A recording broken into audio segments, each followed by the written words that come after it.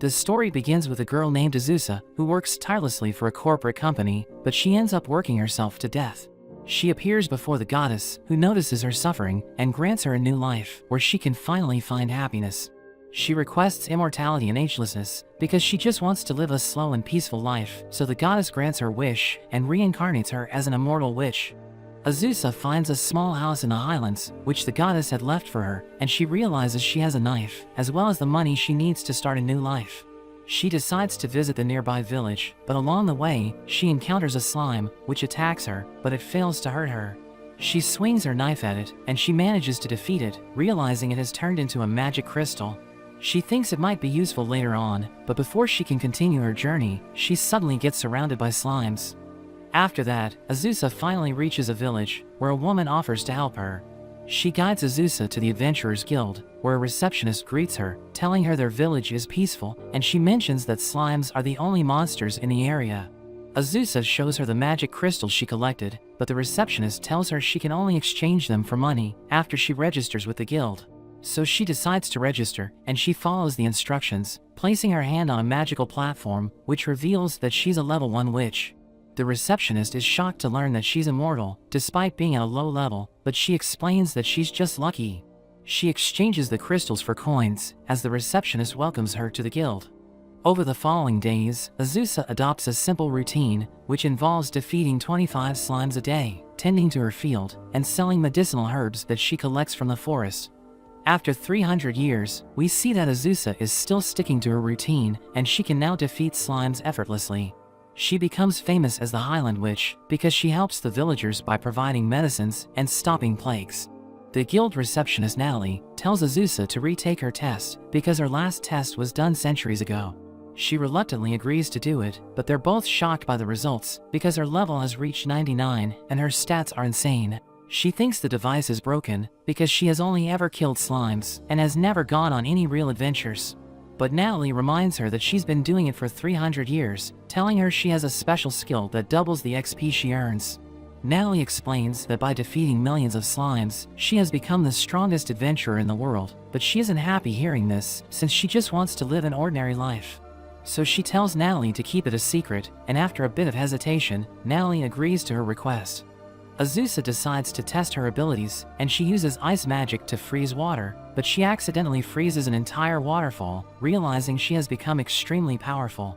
She realizes she can control both fire and ice magic, which she finds useful for her daily life. But despite her attempts to keep a low profile, a group of adventurers suddenly shows up at her house, and they challenge her to a fight because they have heard rumors about her strength. She tries to convince them that she's just an ordinary witch who makes a living by growing medicinal herbs, but they sense her immense mana and insist on fighting her. So she agrees to fight them under the condition that if she wins, they must spread the word that she's just an ordinary witch. She draws a circle around them and explains that if anyone steps out of it, they will lose. One of the adventurers uses wind magic to create a tornado, and Azusa tries to copy her spell, but she accidentally creates a massive tornado, which blows the adventurers away, and the villagers see it, so they're convinced that she's OP. Azusa gets angry and confronts Natalie for breaking her promise, but a man named Ernest reveals that he was the one who leaked the information. Her reputation spreads even further, and it eventually reaches a dragon named Laika, who comes to challenge her. She tries to avoid the fight by offering her the title of the strongest, but Laika insists on settling the matter through a fight. Azusa reluctantly agrees to the duel because she doesn't want her home to be destroyed by Laika's rampage. They both fly to the sky, where Laika breathes fire, but Azusa counters with ice magic, which overpowers her flames. She desperately tries to hit Azusa using her claws, but she manages to avoid all of her attacks, and she freezes her mouth.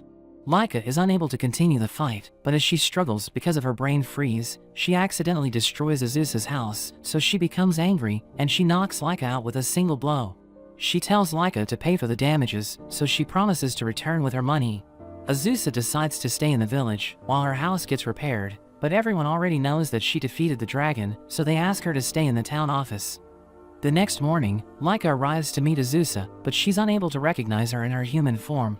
She gives Azusa the money for repairs, and she asks her if she can become her student, because their battle made her realize that she still has much to learn. Azusa initially hesitates, since she has never trained anyone and only gained her strength by defeating slimes. But Laika mentions that she'll be useful and even offers to do her chores, so Azusa agrees to be her master. As they begin their new life together, Azusa realizes that her house is too small for both of them, so Laika offers to help her expand it. She begins working tirelessly and even plans to work through the night, but Azusa stops her because she doesn't want her to push herself too hard.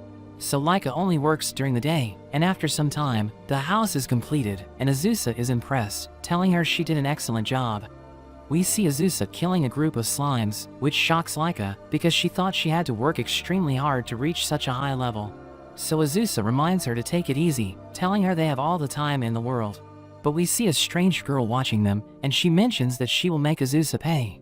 The next day, Laika prepares breakfast for them, but she ends up making way too much, since she isn't used to preparing food for others. Azusa finds it delicious, and Laika offers to prepare it every day, but Azusa tells her they should take turns. She mentions that the village isn't safe, because its defenses are weak, so it will be destroyed if it gets attacked by monsters. She suggests placing a protective barrier around it, and Azusa likes the idea, because she can't protect it all the time. They go to a nearby cliff, where Laika guides her on how to set up a barrier. They create a magic circle, and successfully install the barrier, which freezes a thief who is trying to steal from the village. Laika tells the village chief that it's all thanks to her master, which makes him happy, and he tells everyone about it, so they start praising Azusa. But she wants Laika to have the attention, so she praises her for the idea, and introduces her to everyone, telling them she's a dragon. So everyone feels safe, because they have a witch and a dragon watching over them. They're both happy to live together, and learn new things from each other, but one day, a girl named Falfa arrives to meet Azusa, telling her she's her daughter. Laika is shocked that she has a daughter, but she thinks Falfa is mistaken, thinking she doesn't know what mother means. She mentions that her younger sister has been researching Azusa, which shocks her that she has another daughter. But Falfa mentions that her sister Shala wants to kill Azusa, so she becomes scared. They invite Falfa to have cookies with them, and they wonder why Shala is after Azusa's life, so Falfa reveals that she hates Azusa because of everything she did to her. Laika suggests they should prepare themselves for the incoming danger, and Azusa asks Falfa about the kind of attacks her sister will use against her. So she reveals that Shala has always trained herself in Haja magic, and Azusa recognizes it as the kind of magic that only works on certain races, but the more specific its target is, the stronger it becomes. Laika mentions that one can't use it without decades of practice, so Azusa asks Falfa about their age, and she reveals that they're around 50 years old, which convinces Azusa that they aren't ordinary humans. Azusa wonders what kind of Haja magic Shala has developed to fight her, but the ground suddenly starts shaking, and Falfa rushes out to see her sister. Laika notices the sinister aura around Shala, and Falfa tries to stop her, but she mentions that she must get revenge, because she was killed by their mother. Azusa explains that she couldn't have killed her, but Shala reminds her that she has killed countless slimes. So she becomes confused, and Falfa reveals that they're slime spirits created by the combination of dead slime souls. Shala mentions that she will kill Azusa and mourn for the dead slimes, but Azusa doesn't want to fight her because she's just a child. Laika advises her to use her wind magic and create a tornado, but Shala counters it using her Haja magic. She reveals that she has been training all these years to kill her, so her attacks are useless against her. Shala tells Azusa to use all of her magic, so she combines her flames to launch a powerful attack, but Shala instantly dispels it. She realizes that Shala is only after her, and she won't harm Laika and Falfa, so she tries to fly away, but Shala nullifies her flying magic, and she crashes to the ground. She mentions that she won't let Azusa escape, and her whole life flashes before her eyes, as she prepares to meet her end. But Laika suddenly changes to her dragon form, and blocks the attack. She explains that she won't let Shala attack her master, and she punches her, knocking her out, and everyone can't believe Shala was defeated so easily. After that, Falfa explains that Azusa was the only target of Shala's Haja magic, which explains why it was extremely effective against her, but it's useless against other opponents. When Shala wakes up, she tries to attack Azusa again, but she's unable to use her Haja magic, since it requires decades of preparation. So she becomes depressed, saying it was her life's only purpose, but Azusa explains that she's still alive, so Shala still has a reason to live, telling her to live her life so that she can get revenge. Falfa tells her that Azusa took care of her when she was unconscious, and Azusa explains that she's her daughter, so she couldn't just leave her. Shala can't deny being her daughter, but she still can't forget what Azusa did to the slimes. Falfa explains that humans and slimes are enemies, so they always fight each other, and she tells her sister to be happy that they're alive. Azusa invites them to live with her, and Shala surprisingly agrees to stay in the house, making everyone happy. Laika suggests hosting a welcome party for them, so they all leave to buy the ingredients. As they walk to the village, Azusa wonders what the sisters have been doing so far, so they reveal that they killed the bad slimes, which are transparent in color. They show her a bad slime, and they kill it by poking its weak spot. Azusa shows them around the village, and they enjoy their dinner party together, as she realizes that she's happy to have them around. Falfa and Shala read a book on elven history, as Azusa realizes she has never met an elf before, but someone suddenly knocks at the door, and they meet a young elf named Halkara. She mentions that she needs help, because the high demon named Beelzebub is after her, but Azusa isn't fond of fighting, so she tries to close the door on her. But Halkara begs her for help, so Azusa allows her to stay at her house. She reveals that she came from a small elven nation in the province of Hrant, where she made medicines from plants. She recently made an energy drink, which became popular, and she even started a small factory, but the production couldn't keep up with the demand. Laika wonders why Beels is after her, so she reveals that Beels drank the energy drink, but it was poisonous to demons, so she almost died, and she wants to get revenge.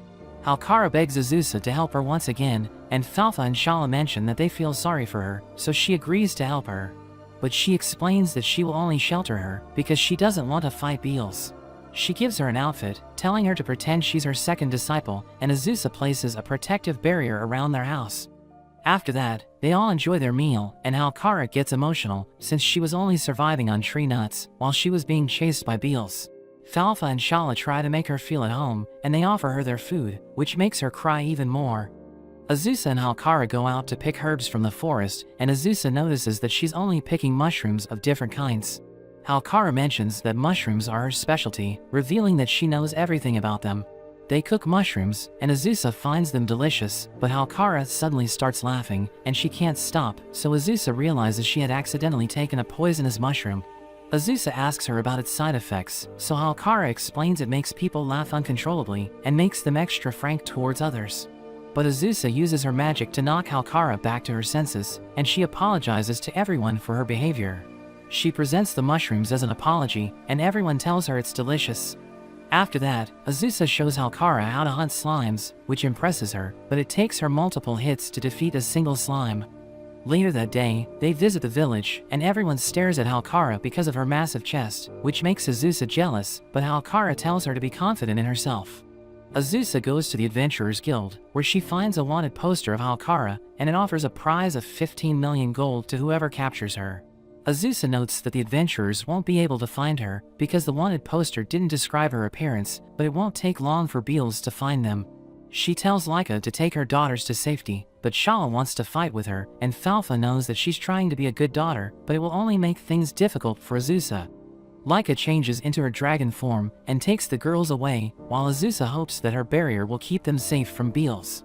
Halkara drinks her energy drink, saying it makes her feel like she can fight all night, and she mentions that she only makes things she can consume herself. She thinks Azusa has also been drinking it, but she explains that she hasn't, and Halkara wonders if she's joking, because there are several bottles on the floor.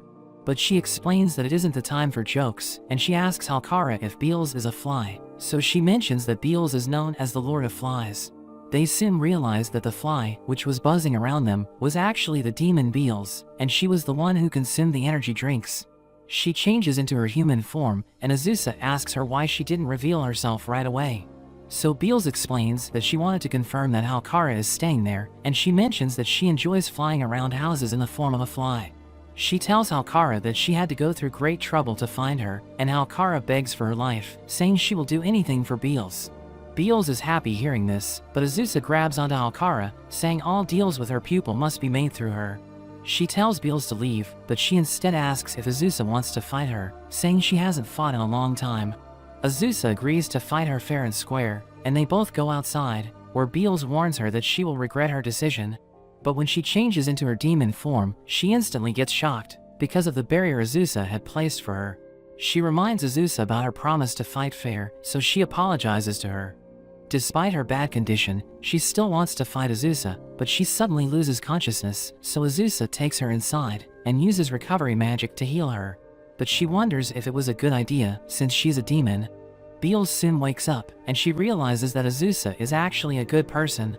She mentions that once she recovers, she would like to drink Halkara's energy drink once again, which shocks her, since she thought Beals had almost died because of it, and wanted to get revenge. Beals explains that when she drank it while pulling an all-nighter, she suddenly felt energetic, but she ended up pushing herself, which explains why she got sick. She reveals that the energy drink was also liked by the Demon King, and it became popular among the demons, so she thinks Halkara needs to make more. She apologizes to Azusa for the misunderstanding, but she's just happy that they didn't end up in a pointless fight. Halkara reveals that she's thinking of moving the factory into their continent because everyone abandoned her in her hometown, and it will also help her stay close to them. Azusa notes that they have enough space, so she can stay with them, and they can all take turns for the cooking. Falfa and Shala ask Beals questions about herself, which she finds cute, and she considers adopting one of them, but Azusa turns down her offer. Halkara wonders if Azusa has had any romantic experiences, but she reveals that she hasn't had any, and Halkara mentions that since she's so young, it's all she wants to talk about. Azusa asks her about her age, so she reveals that she's around 200, which is young for an elf. She asks Falfa and Shala if they like anyone, and they both say they love their mother, which makes Azusa really happy. Laika prepares breakfast for everyone, but before they can enjoy it, she tells them she needs to return to her hometown. Everyone's shocked hearing this, and Azusa asks her if she has any problems, because she thinks of her like a family member, but Laika reveals that she needs to attend her sister's wedding. She mentions that they can join her if they want, so they all leave for the Rocco volcano to attend the wedding. They enjoy the scenery while traveling on Laika's back, but Halkara is about to throw up, so they stop to rest for a bit. They soon resume their journey, and arrive at their destination, where they see red dragons gathering for the event. They're greeted by Laika's juniors from the girls' college, and as they walk around, Halkara accidentally steps on a plate, so a dragon grabs her, thinking she's food. But it lets her go, and they meet Laika's parents, but her father is too loud, so they're forced to cover their ears.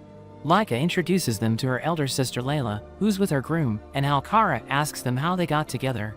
So Layla reveals that they were childhood friends, and when they met again after 8 years, they decided to get married.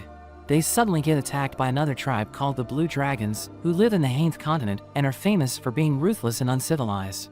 They use their cold breaths to freeze everything, and their leader Fura mentions that she's there to ruin the wedding because she's older than Layla and she's still single.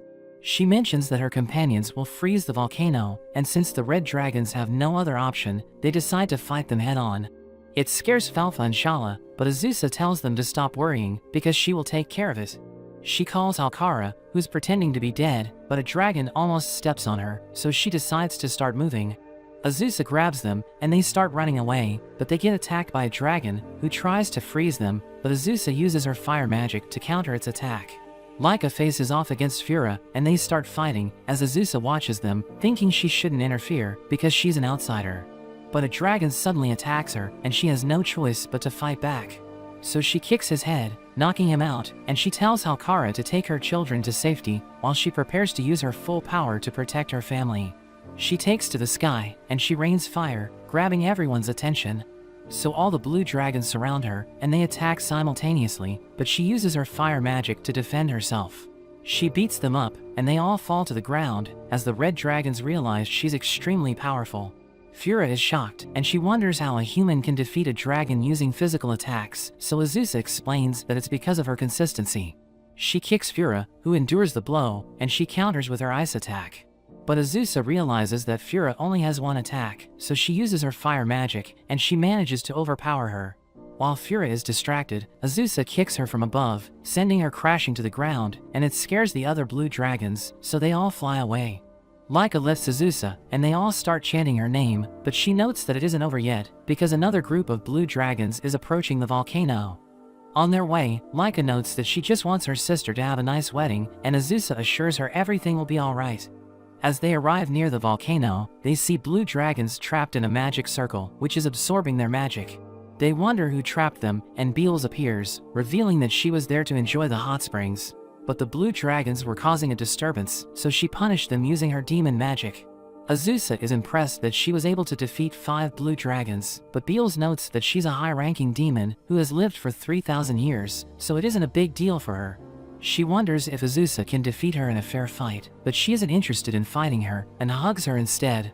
Azusa tells Fura to change into her human form for the negotiations, and she cooperates, asking them what they want. So Laika shows her the amount she must pay for all the damages they have caused during the attack, and she can't believe how expensive it is.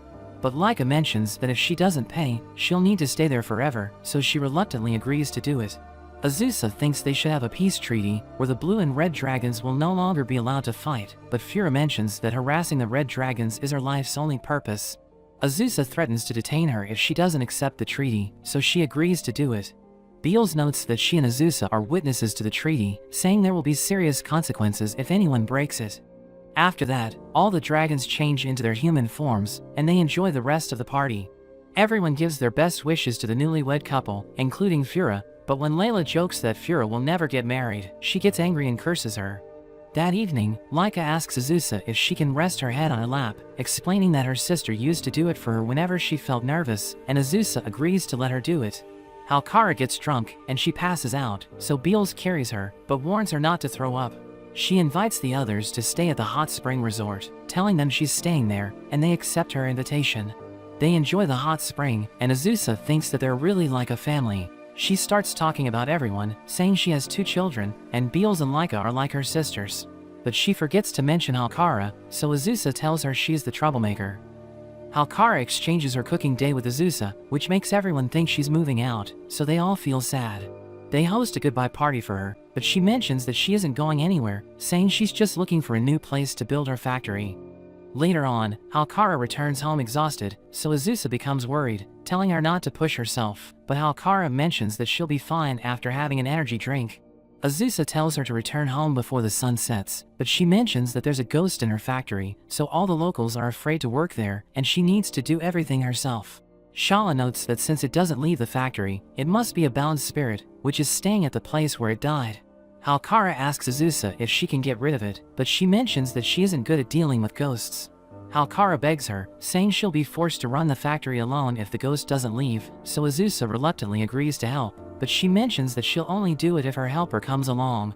She uses her summoning magic to summon Beals, but she screws up while she's chanting, and Beals lands in the cold water tub, which makes her angry. She wonders why they called her, so they tell her about the ghost, and she's annoyed because they summon her for such a simple task. But Falfa and Shala show their trust in her abilities, so she agrees to help them. But they tell her that the ghost only appears at night, so she becomes angry, telling them they should have waited until the evening before they summoned her. That evening, they all go to the factory, and Beals appears to be confident, so Azusa believes she's summoned the right person. Azusa and Halkara are scared, so they all grab each other's hand, forming a chain. Beals asks Halkara where the ghost appears, so she shows her the room, but Halkara and Azusa are too scared to enter it, and wonder if they can skip it. Beals takes them inside, and after struggling for a while, she manages to catch the ghost named Rosalie. Halkara asks her what she's doing there, so she reveals that a few hundred years ago, she heard she was getting married off to a noble family. She thought she was selected because of her beauty and good manners, but she realized that her parents were deceiving her because they sold her to a noble family. Halkara wonders if she was well-mannered, since she doesn't look like it, but Rosalie explains that she changed after spending several hundred years as a ghost. She tells them the place belongs to her, and Azusa wonders what they should do next, so Beals suggests erasing Rosalie from existence, but Azusa stops her, thinking it isn't a good solution. Halkara wonders if Rosalie can just move out, but she reveals that she can't, saying she has already tried it several times. But Beals tells her there's a way out, explaining that her spirit will be able to leave if she occupies a living human's body. But it would be better if they choose someone who lacks willpower, and they all believe Halkara is the ideal choice, so they tie her to a chair. Rosalie successfully occupies her body, and Azusa invites her to stay with them because she wants her to be happy. Rosalie is happy hearing this, and she calls Azusa her older sister, saying she will protect her even if it kills her, but Azusa reminds her that she's already dead. After reaching their house, Rosalie tries to return to her original form, but she's unable to get out of Halkara's body. She asks Beals for help, and Laika wonders if having 2 souls in her body will have a negative effect on Halkara. So Beals mentions that it may lead to her death, but Rosalie doesn't want to harm her, so she tries to take her own life, but Azusa stops her, since it will also kill Halkara. They hold a meeting to discuss the issue, and Laika suggests they should swirl her, since it works when she needs to remove stuck cookies from a jar. So Azusa swirls her, throwing her far away, but it doesn't work, and Laika mentions that hitting the jar from behind might do the trick, so Shala strikes Halkara, but it only hurts her. Laika mentions that she breaks the box as a last resort, so Beals prepares to kill Halkara, but Azusa stops her just in time. Falfa suggests that they should surprise Rosalie, so Azusa and Laika take her high into the sky, and they allow her to fall, but it still doesn't work. After that, they try several other methods, but none of them work, so they try to get her drunk, hoping Halkara will take over the body once she falls asleep. The plan works, and Halkara returns to her body, wondering how she got there. After that, they throw her in cold water, causing Rosalie to leave the body. She apologizes for causing them trouble, and Halkara notes that it will be difficult to get the workers back to the factory, but Azusa comes up with a plan. They present Rosalie as a good ghost, who helps everyone with her powers, so they accept her as part of their town, and she's happy to make new friends. After that, Beals congratulates Azusa because she has been awarded the Demon Medal of Honor. Beals explains that it's an award given to individuals loved by demons who have made remarkable contributions to the society. She thinks Azusa deserves it because she stopped the war between the red and blue dragons, and everyone's thrilled by the news. She seems uninterested, but she decides to accept it after seeing their excitement. Beals reveals that the ceremony will take place in 3 weeks, saying she'll pick them up before it begins. Azusa wonders where it will take place, so Beals reveals that it will be held in the demon territory, and everyone's shocked hearing this. She assures them that they don't need to worry because the demons have changed, so they won't harm people as long as they show manners. Everyone thinks it will be tough for Halkara because she doesn't know how to behave, and she tries to make an excuse to avoid attending the ceremony, but Shala explains that skipping it would be a huge insult to the demons. Rosalie wonders if she's invited, since she's a ghost, so Azusa tells her she will join them because she's part of the family. They realize they'll need a new dress for her, but she mentions that she can't change her outfit. Azusa wonders if there's a shop for ghosts, but Halkara explains that nobody would make one because ghosts don't have money to buy clothes. Shala reveals that she recently became friends with a researcher who knows a lot about ghosts.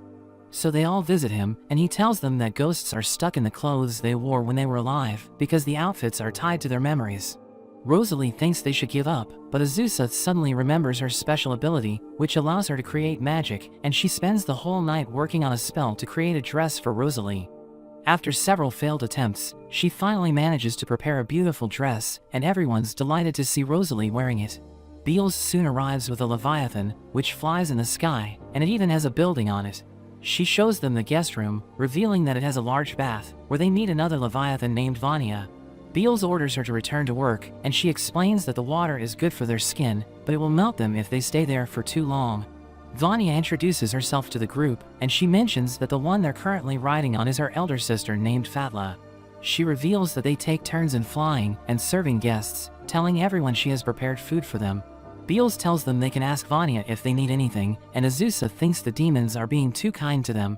So Beals tells her she deserves all the rewards because she stopped the Dragon War, saying her name will go down in history. After that, they enjoy the delicious meal, and they all take a warm bath. At night, while everyone else has fallen asleep, Rosalie watches the beautiful sky, and she admires its beauty. Halkara also wakes up, and she wants to take a bath, but she accidentally goes there. Rosalie thanks her for building the factory, because it gave her the chance to leave the place where she died, saying she missed seeing such a beautiful scenery. Halkara notes that they're all a family, saying there's no such thing as a favor between them, and Rosalie is happy hearing this. The next morning, they wonder where Halkara is, and they think she may have stayed in the bath for too long. So they all panic, but they realize she's fine, as she tells them she had just fallen off her bed. Beals shows them the royal capital, as she mentions that they'll first have an audience with the Demon King. She reveals that the ceremony will be held tomorrow, but everyone's afraid to meet the Demon King. On their way, she tells them about the different demon tribes, and we learn that a few of them look like humans, while the others resemble beasts. Azusa wonders if it's necessary to meet the Demon King, and Beals reveals that the award will be given by him, so it's better to meet him before the ceremony. Laika and Halkara are afraid that if they make a mistake, they will suffer a brutal death, but Beals becomes angry, saying she will kill them if they insult her king. The castle is in the form of a maze, because the demons want to confuse the enemies who try to invade them. In the throne room, they find a girl named Pecora, who greets them, and Halkara tells her to move away, because they must meet the Demon King. She mentions that she must hide her true nature to be safe, but she explains that she doesn't have bad intentions, and Pecora is surprised hearing this. But Laika notices that the throne is empty, and Beals reveals that the Demon King is standing before them.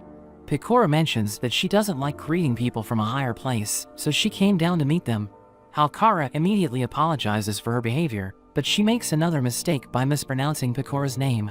But she mentions it's alright, and she tells Halkara to lift her head up, but she gets up too fast and accidentally knocks Pecora out, so everyone freaks out, and Halkara gets arrested. Azusa notes that according to the law, Halkara might get executed, and in the worst case scenario, her whole village will get destroyed.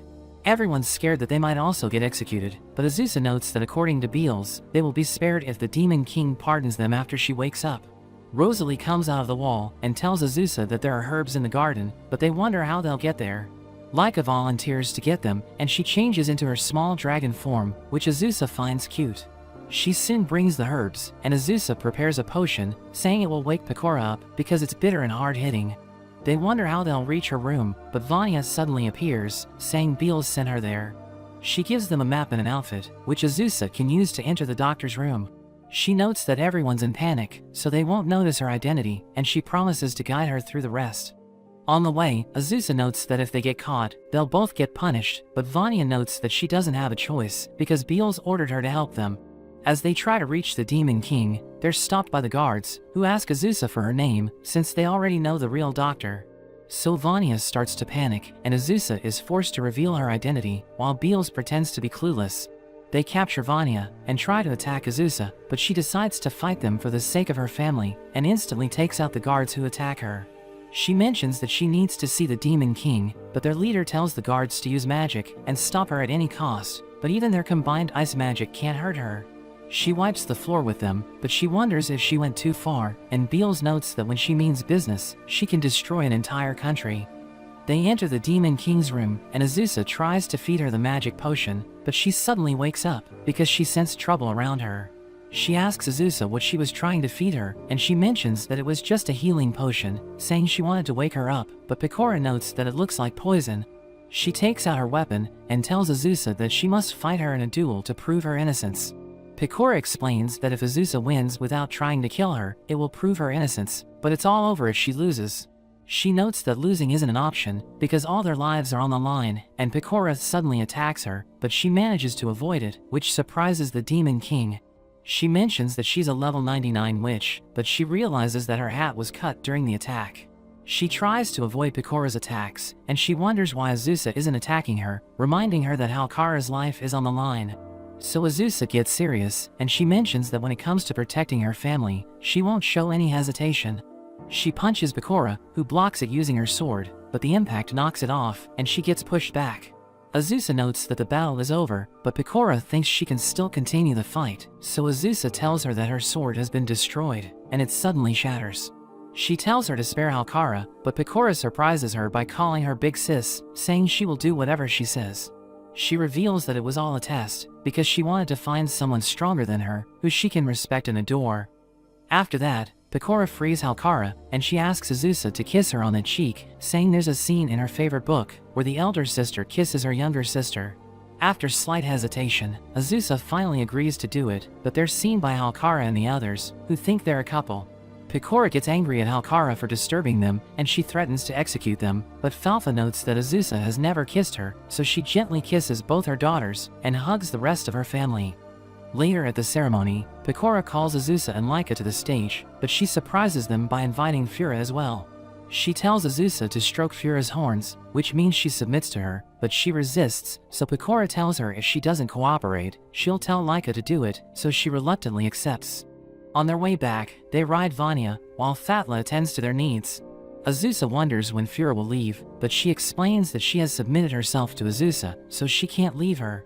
Laika tells her they don't need 2 dragons at their house, so she should order Fura to leave, but she explains that according to their customs, she will need to die if she leaves her master. Vanya suddenly shakes as she remembers a joke, and Fatla accidentally drops honey water on Azusa, but Fura shields her. She orders Fura to act freely when they return home, saying she will give Fura advice if she needs it, but she must live independently since she's free. It makes her cry, and she asks Azusa to pet her head one last time, so Azusa thinks she must have hidden her soft side from everyone. She calls her mama, but Laika suddenly joins them, and she grabs Fura, telling her to stop bothering Azusa like a dog, but she explains that she's a free dragon, who gives her all for her mistress. After a few days, Azusa wakes up, and as she's enjoying her morning, she hears Laika and Fura fighting over whose cookies taste better. Rosalie reveals that ever since Fura arrived there, they have been arguing non-stop, but because they can't fight with their fists, they're resolving their disagreement peacefully. Azusa mentions that both their cookies taste great, but they want her to choose one, which makes Halkara wonder why they're extra heated today. So Shala tells her it's because dragons are carnivorous, and they haven't eaten any meat in a while. But Natalie suddenly appears, and she tells them about an outbreak of long-hammer boars in the Nilka forest. She explains that the locals can't deal with them, so they were hoping Azusa will take care of it.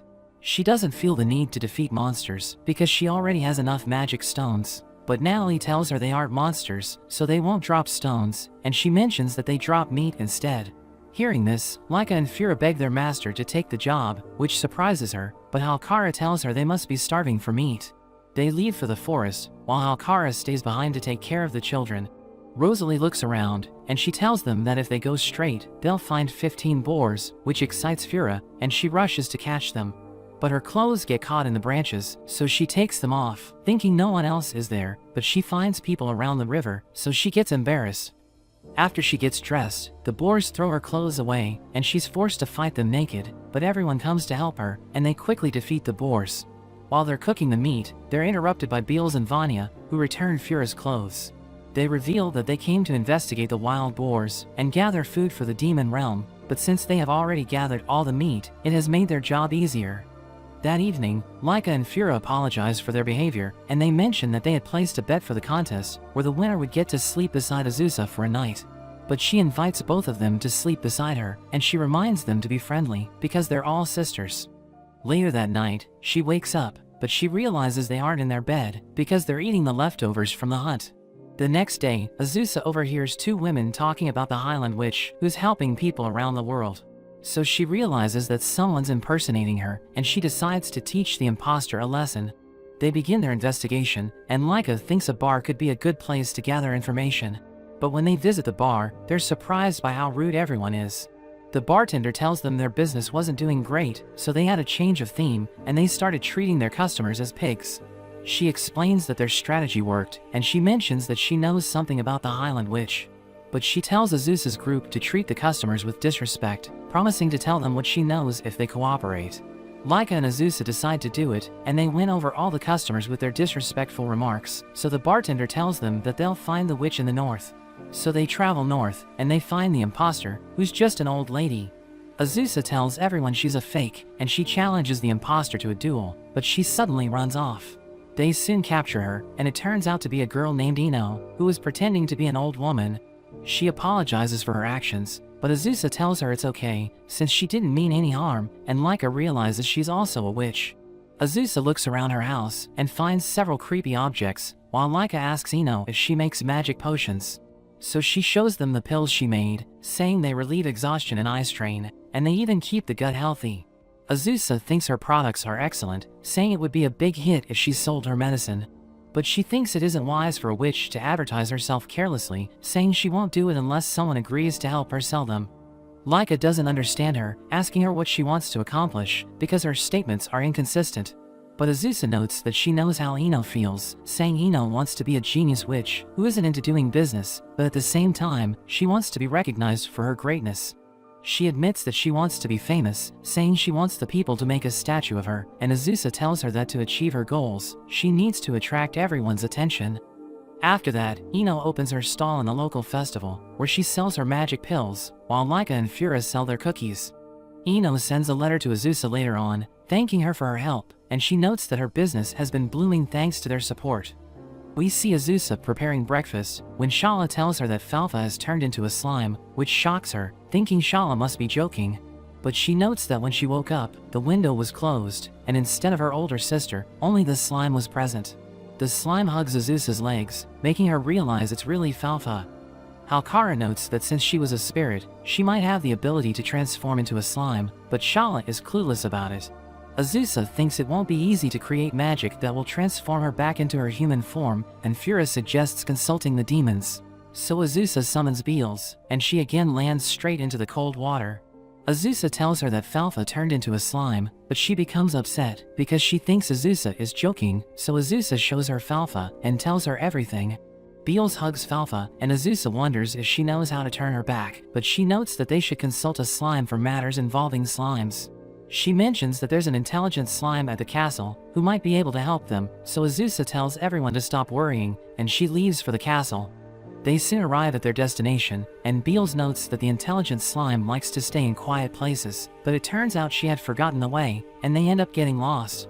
She tells Azusa to stop worrying, since she has been dropping small pieces of bread, but they realize Falfa has been eating them, so they're forced to return to the surface. Pecora sees them, and she asks Azusa to kiss her if she wants to know the answers, so she reluctantly kisses her. Pecora tells them to check the nearby shed, where they find a hidden passage, which leads them to the slime. It uses a board with writing to communicate, but it can't help them, and tells them to visit the magician slime, who lives in the Temiriana province's tallest mountain. Azusa thanks the slime, and they all go back to rest, planning to continue their quest the next day. The next day, they reach a house on the mountain, where they're greeted by a young girl who's the magician slime, and she reveals that she used transformation magic to change her appearance. They share their problem with her, and she holds Falfa, which makes her realize that her elasticity is different from an ordinary slime. After carefully checking her body, the magician slime mentions that the main problem is Falfa's sleeping position. She explains that Falfa must have damaged a muscle while she was sleeping, which made it difficult for her to maintain her human form, so she turned into a slime. They ask the magician slime if she can turn Falfa back to her human form, but she mentions that her magic only works for a short time, so it won't solve the problem. She tells them to meet the fighter slime, who attained her human form through body movements. They wonder where they can find her, so the magician slime reveals that she's in a southern town called Kenley, where she will participate in a fighting tournament. She mentions that according to the rumor, she's a solitary fighter who seeks only strength, so Azusa decides to participate in the tournament. When they arrive there, they learn that Beals is also participating, and she warns Azusa to be careful, since magic isn't allowed. Both Azusa and Beals easily defeat their opponents, and they reach the semi-finals, where Beals easily defeats the fighter slime, making Azusa worried, since she wanted to ask her about Falfa. But Beals notes that she has the same goal as Azusa, and she promises to negotiate with the fighter slime so that Azusa can focus on their fight. Before their fight, Falfa returns to her original form with Beals' help, and she mentions that they can freely fight without any barriers. As the fight begins, Azusa tries to attack Beals, so she uses her wings to evade the attack. But the audience don't think she's a demon, thinking she's wearing wings and horns because it's stylish. Beals notes that she can't match Azusa's speed, so she decides to attack her weak spot, but since she has so many, she's unable to decide which one to attack. Azusa notes that she can't fly, because she can't use magic, so she will just wait for Beals to attack whenever she's ready. But when she rushes to attack Azusa, she quickly grabs her by her cheeks, revealing it was all a part of her plan. She punches Beals, but she blocks it, and they both try to attack each other, as everyone notes that they appear to be evenly matched. Azusa praises her, and she reveals that she trained hard to prepare for their fight. Azusa tells her she's honored that Beals considers her a worthy opponent, but in reality, she thinks Beals is too weak for her. She hears Falfa, who's confident that her mother will win, so Azusa mentions that she needs to win for her daughter.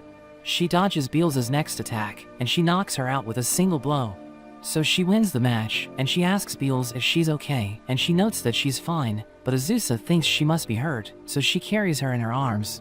Azusa mentions that she's willing to have a rematch, but she explains that it will be a hassle, so Beals must wait for a while.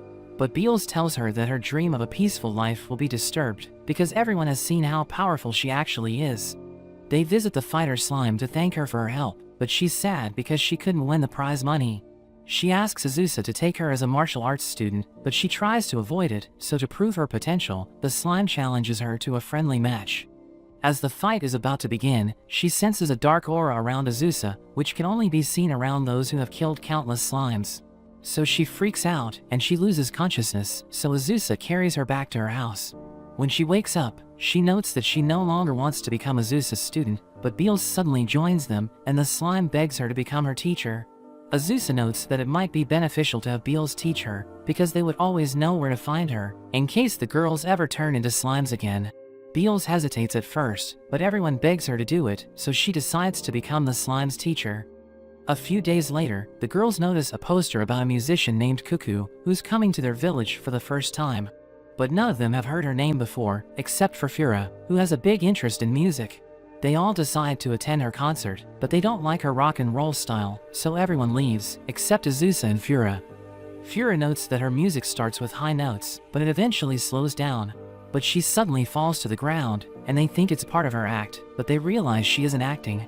So they take her to their house, where they feed her, and she quickly regains her energy. She takes a bath, and they're all shocked to see her without makeup, because she looks like a normal girl. They wonder if she passes out often, and she confirms that she does, because her work as a musician isn't enough to support her. Fura notes that only a few musicians make good money, and Cuckoo reveals that she wanted to be like them, so she left her hometown 63 years ago, but she couldn't get anywhere with her music career. Azusa tells her to stay with them and relax for a while, but she thinks it's time to quit music and start a new life, since she already has a few offers, but the others realize they aren't respectable jobs. Azusa asks her if she still likes music, and she mentions that she actually loves it. So she advises Cuckoo to stick with it a bit longer, because it would be a shame if she gave up on doing what she loves. Azusa tells her that if she wants to start a new job, she won't stop her, but she invites her to stay with them and reconsider. To celebrate their friendship, Cuckoo tries to sing a song for them, but they find it unbearable. Fura advises her to change her music style to something less scary, but she isn't ready to accept her mistaken change. So Fura uses her lute and sings a song, which everyone finds amazing. Azusa tells her to try and write new lyrics, which are easier to understand, but Cuckoo finds it difficult, so Azusa tells everyone in their family to help her do it. Everyone listens to Laika and Halkara's music, but they don't like it, and they're impressed by Falfa and Shala's performance.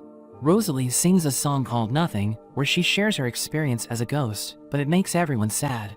Cuckoo finally realizes that she was singing about death, when she has never actually died, so she decides to change her music style, and she even abandons her stage name for her real name.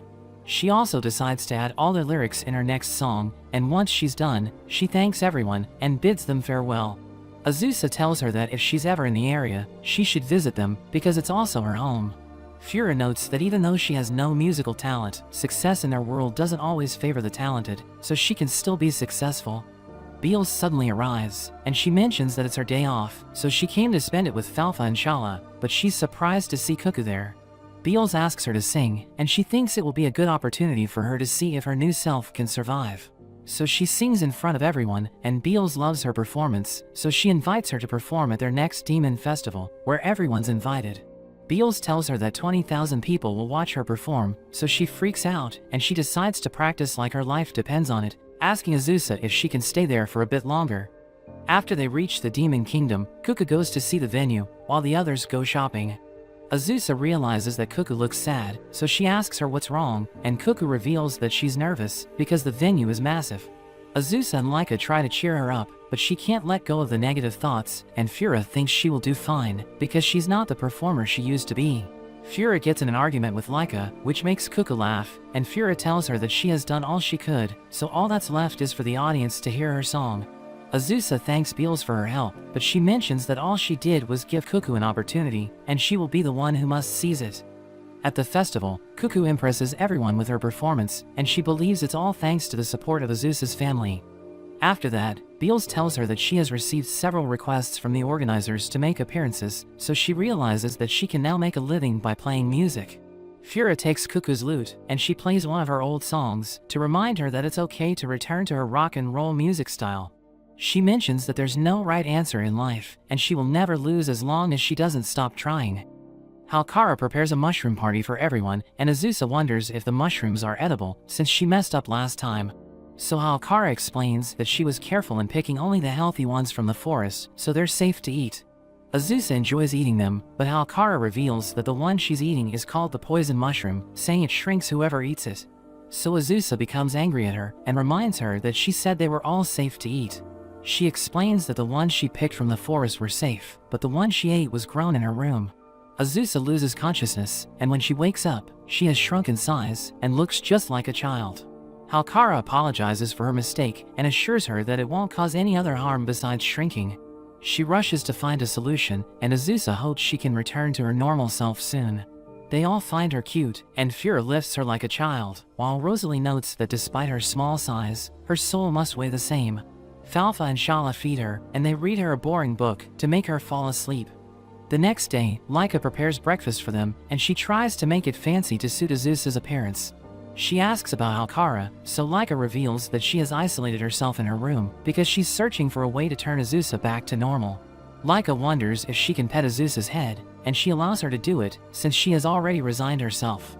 Fura gets jealous, so she also starts petting her head, and soon they start competing over who's doing it better.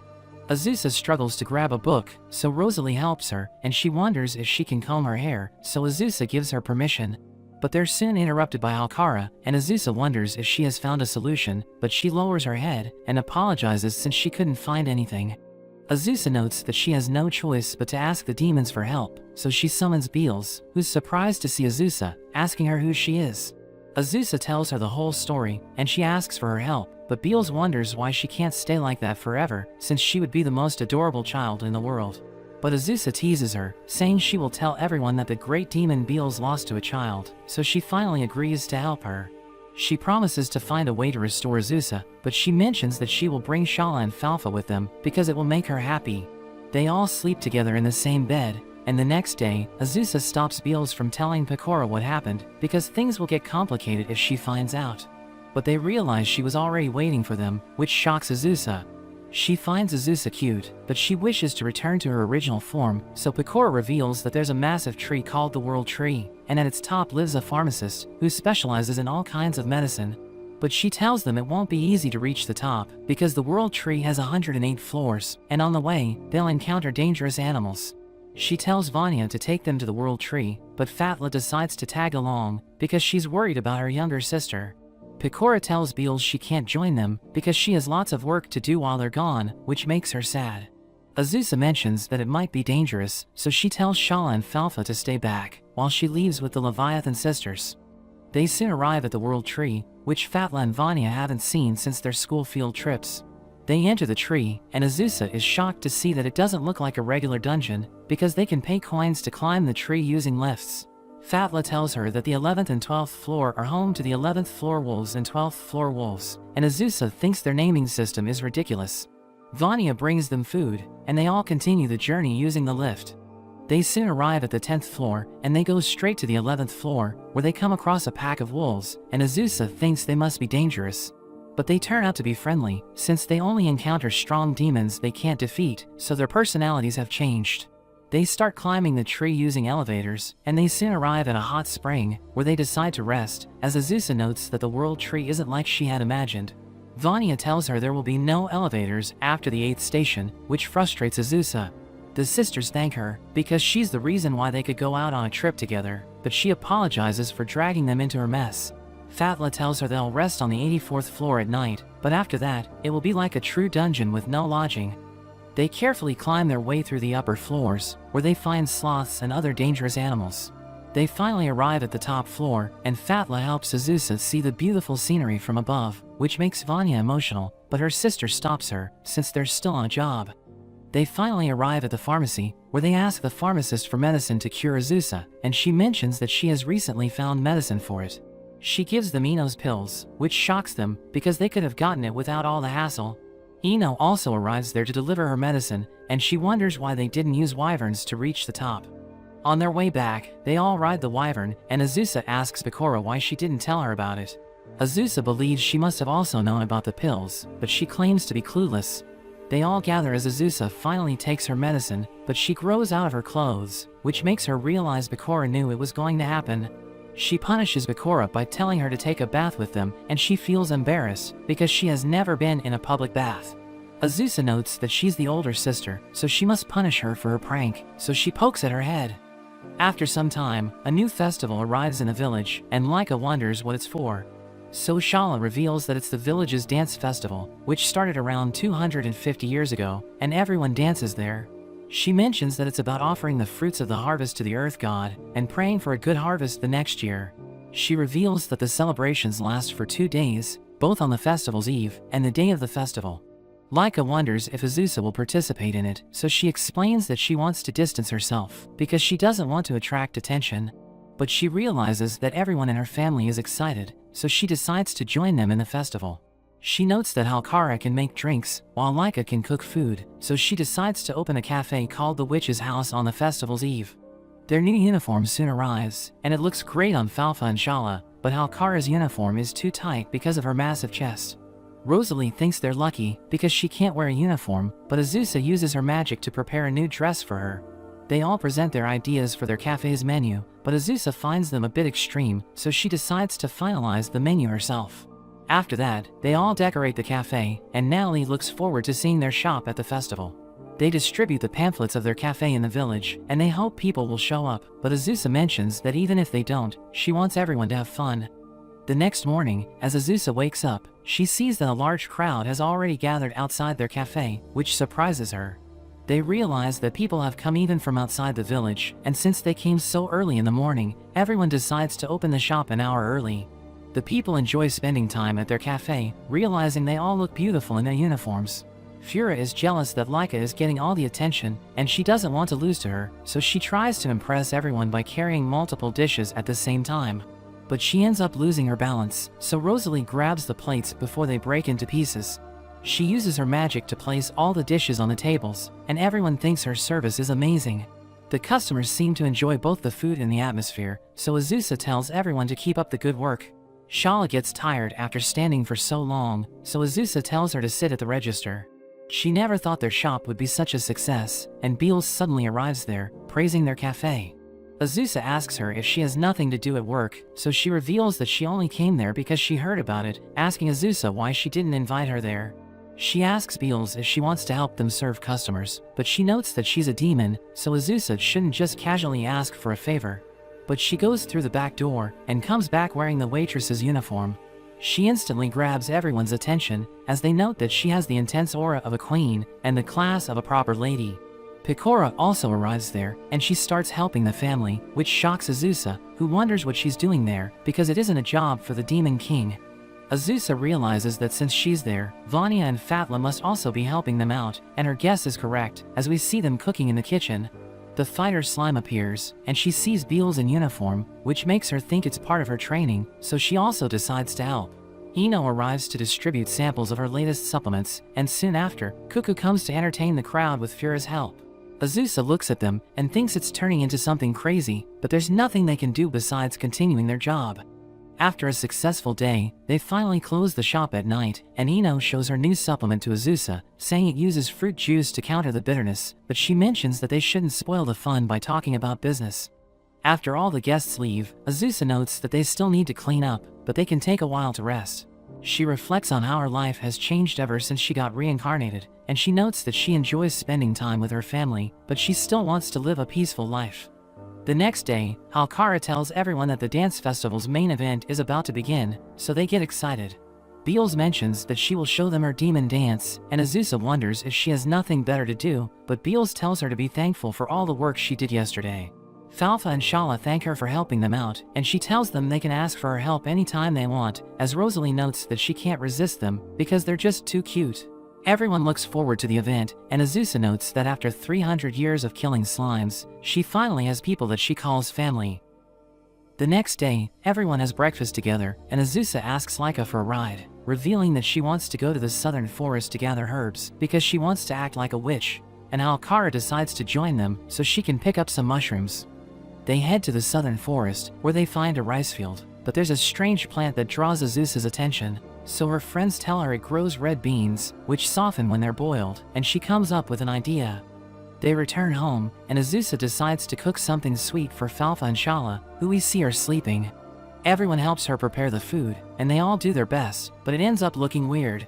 Azusa notes that it isn't supposed to look like that, and when they taste it, they realize it's nothing special, but Fura enjoys it, and she suggests adding moisture to the dough to make it softer. They decide to try again, and after some time, they're finally able to make it right. Falfa and Shala join them, so Azusa tells them to try it, telling them it's called manju. They both find it delicious, telling her she's great at making sweets, and she's overjoyed to hear this. Fura can't stop eating them, and Halkara suggests selling them, while Falfa thinks they should put faces on them to make them look like slimes. They decide to open a shop in the city, and the people think that the snack slimes look cute.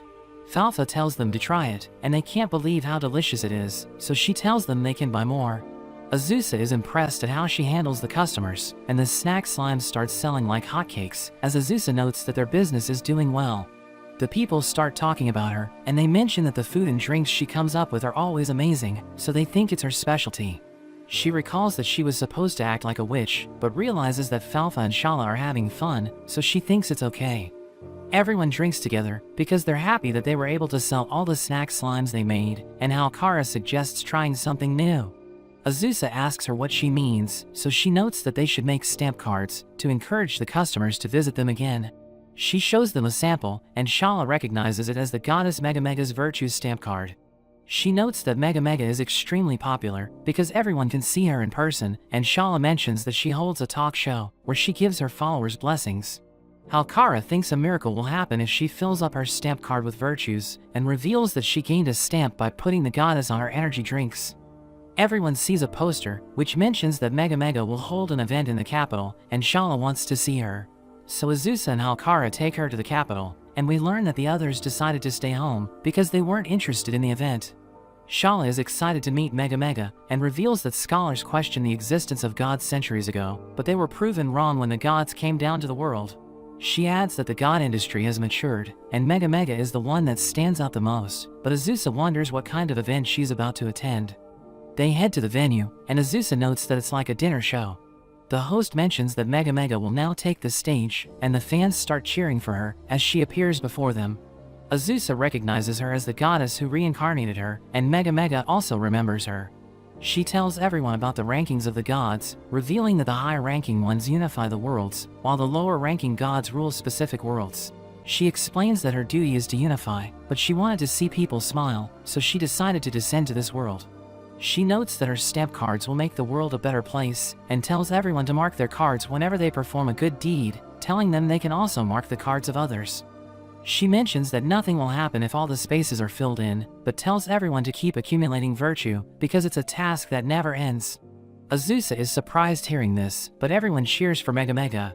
After her performance, a man tells Azusa that Megamega wants to meet her, so she goes to see her. She wonders why Megamega wants to talk to her, and she's worried that she'll be sent to another world, because she wants to stay there with her family. She heads to Megamega's room, and tells her she wants to stay in this world, but Megamega mentions that she can stay there for as long as she likes. She reveals that she was demoted to a local administrator, because she reincarnated girls into immortal beings, revealing that her superiors saw it as a problem, so they decided to punish her.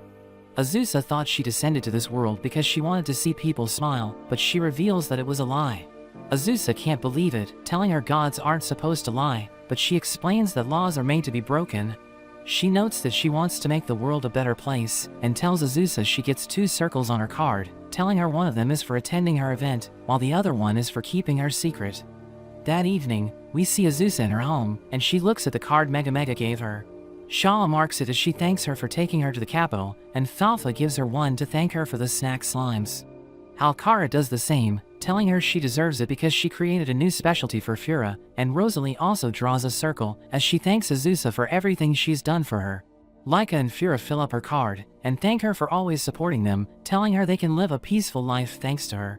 She promises to return the favor to all of them, thinking she's the happiest witch in the world, because she has such an amazing family. Natalie gives Azusa 12,000 gold for the magic stones she brought, but notes that her snack slimes sold out again, telling her she can make a fortune by selling sweets. Natalie shows Falfa and Shala a letter, and they realize it's about the World Spirit Summit. They return home, and Shala explains that the summit is an event where the spirits gather at the Nanteri Lake. Everyone realizes that the sisters are invited, because they're slime spirits, and they mention that they want to attend. But Azusa is worried about them, and they reveal that they're allowed to have a guardian, so she decides to go with them. They make their way to the summit, and Azusa realizes that the sisters are ready to meet the other spirits.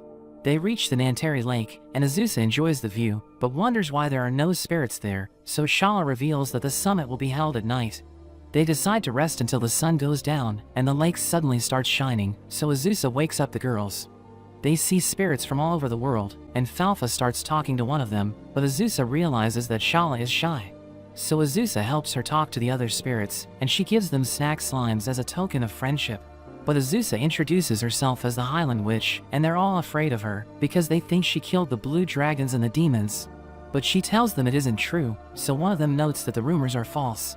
But she asks the others about the settlement to the south, because it's said to be filled with creatures that are neither alive nor dead.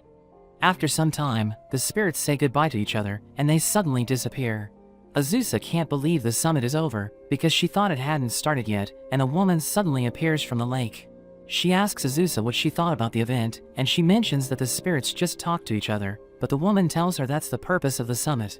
She reveals that it used to be a proper event, but the spirits didn't attend because they weren't interested, so they decided to change the summit. She introduces herself as the droplet spirit Yufu, and reveals that she sent the invitations, but she notes that it's getting late, so she invites everyone to stay in her house. They decide to spend the night with her, and she gives Azusa honey water, telling her she sent the invitations because she wanted to meet her. She reveals that she knows about Azusa's family, and notes that she's the central figure of the family, but she has nobody to lean on. She admits that it's tough, so Yufu thinks she needs a mother, and tells her she has done a wonderful job caring for her family. The next day, Azusa joins the girls, but they realize her dress is wet, so she becomes embarrassed.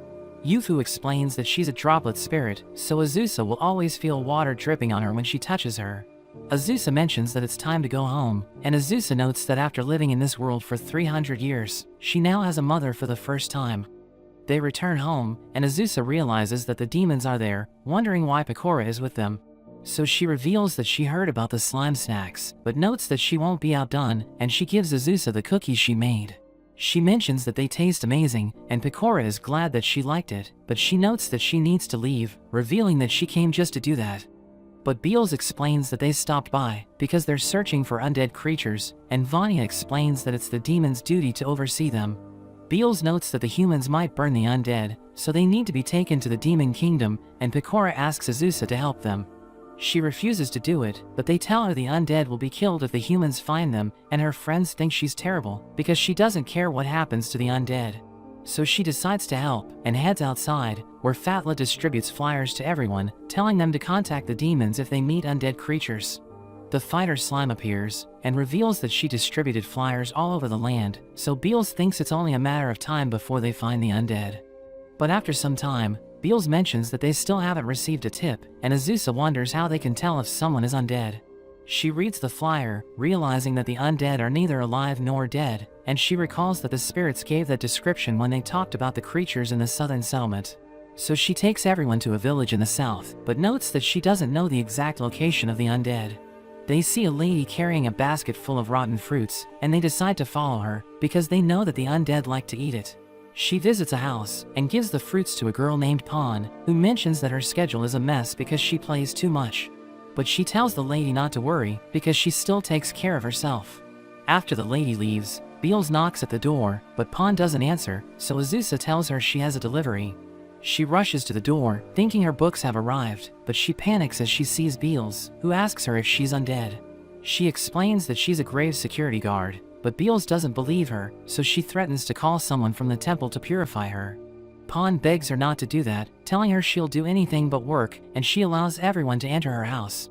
She reveals that she's been undead for 4 years, and notes that she lived alone in the capital, but she was too lazy to do anything, so she ended up starving to death. But after lying in the moonlight, she suddenly became an undead, and she explains that she's happy because she won't die even if she doesn't work. But she mentions that she feels lonely because she doesn't have anyone to play with. Beals tells her she doesn't have to worry about that because they'll be her neighbors, telling her she needs to move to the demon kingdom where they'll look after her. But she refuses to go there because she thinks they'll force her to work for them. Beals challenges her to play a game, telling her she must go with them if she loses, but Beals ends up getting crushed. So Azusa suggests allowing Pawn to open a shop in the demon kingdom where she can make a living by playing games with people. Pawn likes the idea, and Beals notes that she's okay with it as long as Pawn stays with the demons. Everyone heads to the demon kingdom, and they're glad that Pawn's shop is doing well. We learn that she made a card game using the knowledge she gained from playing games, and her customers appear to be enjoying it. But Azusa wonders why the Leviathan sisters aren't with Beals, so they reveal that she's busy with her job in the Department of Agriculture. Azusa can't imagine her taking her job seriously, so Fatla tells her she can watch Beals while she's working. They head to the Department of Agriculture, where Azusa uses her invisibility spell before entering the building. She sees Beals managing her workers, and thinks she's doing an excellent job, but she tells Vanya the dates on her documents are wrong. She asks the sisters about her daughters, and Azusa can't believe she's calling Falfa and Shala her daughters, but Beals hears her, so she starts looking for her. Fatla pretends that her doll talked, and Beals returns to her office as the sisters note that they almost got caught. They join her in her office, and Azusa notes that she's bored, but Beals can feel that something's off. She points at Azusa, so she panics, but Fatla explains that it must be because of the new flowers she placed there. Vanya notes that she made lunch for everyone, but Fatla realizes there are 4 servings, so she tells Vanya to take it back. Beals realizes they're hiding something, so she takes a lunchbox and prepares to throw it away, but Azusa is starving, so she begs Beals to give it to her. That evening, Azusa tells her family that Beals' job is boring, but notes that she now sees her in a new light because she takes her position as minister seriously. Falfa and Shala think she's cool, and she gives everyone food, telling them to eat as much as they want. She notes that she lives in a mansion, and the sisters want to see it, but she explains that she isn't ready to accommodate them. Azusa thinks she's lying, so she becomes upset and tells everyone to visit her mansion. Azusa's family realizes her house is enormous, and Fura rings the doorbell, so Beals lets them in. They think her mansion looks amazing, and she takes them to the dining hall, where they start eating together. She tells everyone to wait while she makes tea for them, but Azusa wonders why she isn't ordering a maid to do it for her. Everyone finds it strange, because a noble's mansion is supposed to be full of maids, and Azusa tells her to show them around. The sisters want to explore the mansion, and Beals agrees to give them a tour, but tells them not to wander off. She shows everyone her kitchen and bath, but Azusa wonders why they're just going around in circles, so Beals shows them her bedroom. They realize that everything she needs is there, and Azusa asks her why she doesn't use the other rooms.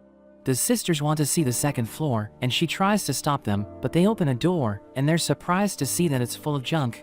Beals tells everyone the truth, revealing that the Demon King gave her the mansion when she became the minister, but it has too much space, so she only uses the first floor.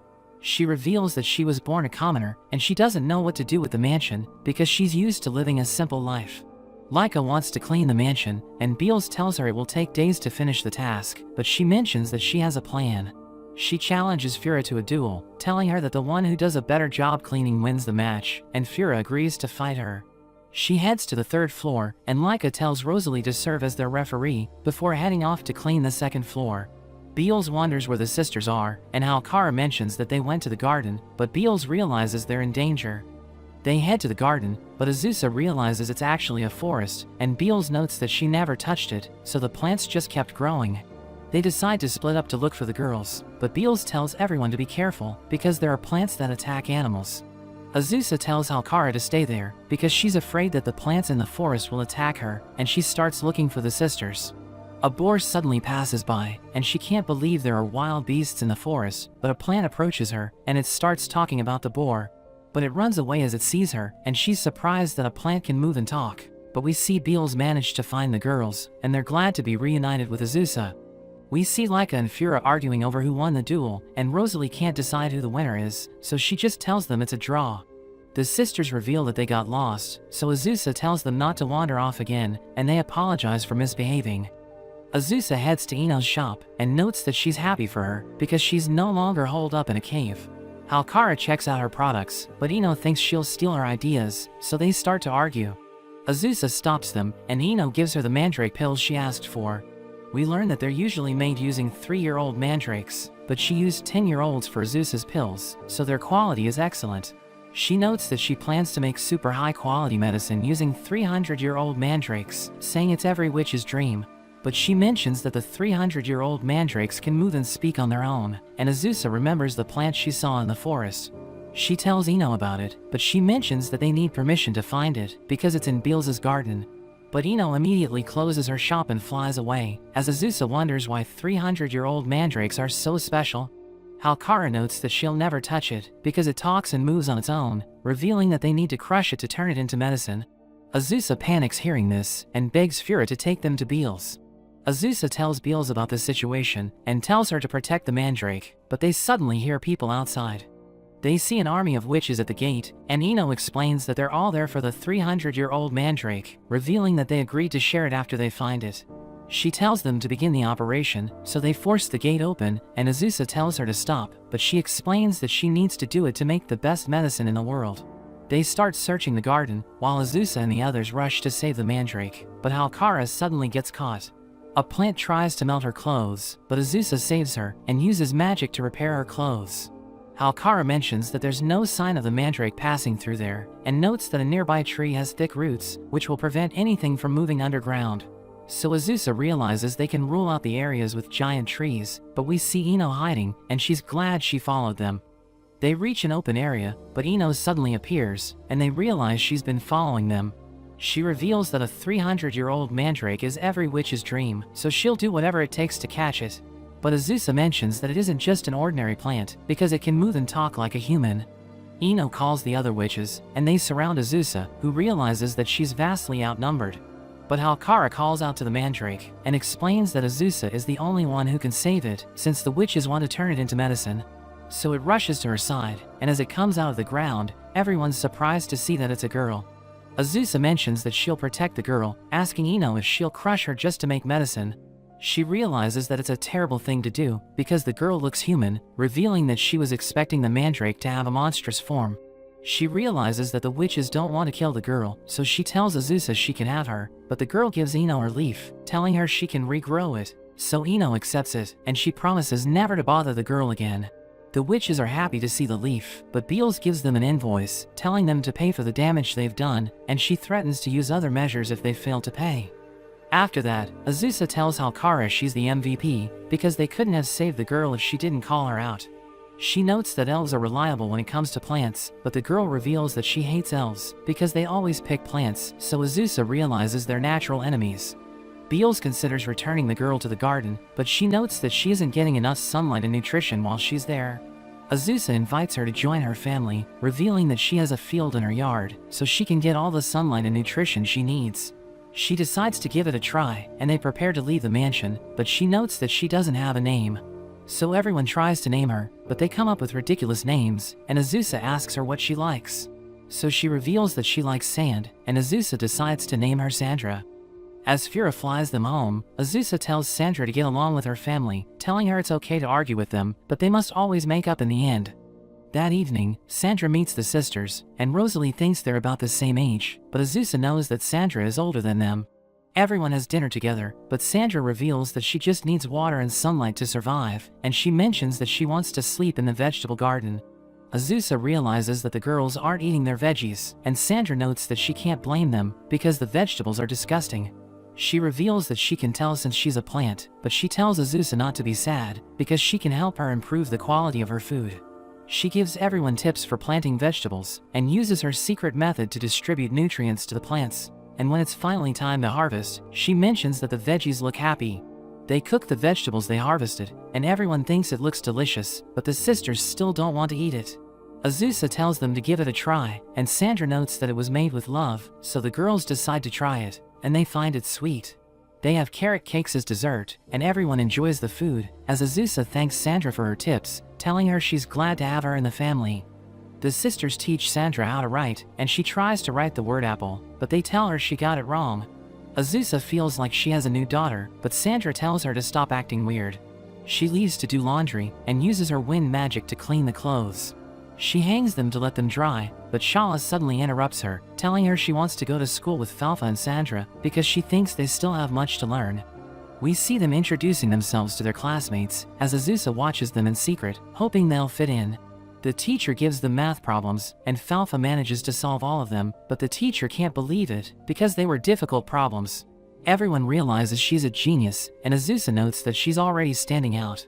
During their PE class, Shala passes the ball, but she accidentally throws it too hard, so Falfa tells her to control her strength. A boy wants to receive the ball, so Shala passes it to him, and he tries to catch it, but the force pushes him back. The boys think Sandra is an easy target, so one of them throws it to her, but she sinks into the ground. Everyone wonders how she did it, telling her they want to try it, and Azusa realizes that they're all getting attention. A few days later, Azusa tells Yufu that the sisters have already graduated, because the teacher had nothing left to teach them. Azusa eats with Yufu, and notes that the food is delicious, but she suddenly starts shrinking, as Yufu reveals that she used a gnome maker mushroom. But she apologizes for using it, because she didn't know that it causes humans to shrink. She asks Azusa if she can be her mother for a while, telling her it will help her understand how the sisters feel. But she realizes that Azusa is wet since she's touching her, so she puts her down. Azusa knows that Yufu just wants to have a young daughter, and she asks for a favor. She notes that she wants Sandra to be her sister, telling her she just needs to pretend that Yufu is their mother. She lifts Sandra and starts hugging her, and she feels calm because she's getting moisture from Yufu. She agrees to be Azusa's sister, and they play pretend, as Sandra notes that she'll be a great cedar tree. Azusa tries talking to her, but she doesn't respond, so Azusa tells her to say something, but she explains that trees are silent. But Azusa tells her it's no fun, so she agrees to talk, and Azusa tries to start a conversation with her. But she tells the humans to prepare themselves, because she'll be sending plenty of pollen next year. Azusa wonders why she sounds threatening, so she reveals that cedar trees don't like talking to people. That evening, Azusa takes a bath with Yufu, who notes that Sandra doesn't take baths because it will cause her roots to rot. Yufu mentions that she's excited to see Azusa grow up, and she notes that she wants to be a witch, but they wonder what the future holds for Sandra. The next day, they head to the town, where they shop together, but Sandra notes that she doesn't like being around people, but Yufu tells her not to worry because she's there to protect her. They head to a clothes store, where the shopkeeper takes a liking to the girls, and Yufu tells her to find clothes for them. They both try clothes on, and Yufu thinks they're too cute, so she buys all the outfits for them. After that, Yufu tells the girls to wait for her, and she leaves to drop the items at their home. But kidnappers suddenly appear behind them, and the girls are taken away. The kidnappers think they're from rich families, because their outfits look expensive, and they think they can make a fortune by demanding ransom money. They take the girls to their base, but Azusa suddenly breaks her handcuffs and beats them up. She frees Sandra, telling her to wait while she takes out the kidnappers, and she bursts through the door. The kidnappers are surprised to see her there, and she easily takes them out, but a man takes Sandra hostage, threatening to kill her if Azusa doesn't surrender. He suddenly gets blown away by a water spell, and Yufu appears before the girls, telling them she's glad that they're safe. After that, the guards arrest the kidnappers, and Azusa thanks Yufu for saving them, telling her she did her best to protect Sandra. Yufu calls her a good sister, and they mention that they both had fun, but Azusa doesn't want to do it again. Azusa returns home, and we see that she's back to normal, but she notes that she had a hard time last night, because everyone wanted to play with her while she was little. The sisters teach Sandra how to write again, and they tell her she's doing a great job. Shala notes that she should show it to everyone at school, but she mentions that she doesn't want to go there anymore. She explains that she can just learn from the sisters, telling them she wants to spend more time with them. Azusa becomes happy hearing this, but Sandra asks her why she's laughing, telling the sisters to give her the next lesson. We see Laika as she finishes doing the laundry, and as she looks at the house, she recalls the first fight she had with Azusa, thinking it's an embarrassing memory. The fighter slime visits the house, and she starts sparring with Laika.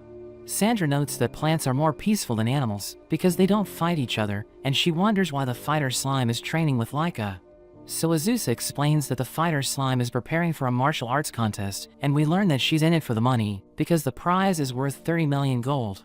She mentions that she'll start fighting seriously, and she activates her secret technique, but she just keeps spamming low kicks, and Azusa feels like she's watching a fighting game.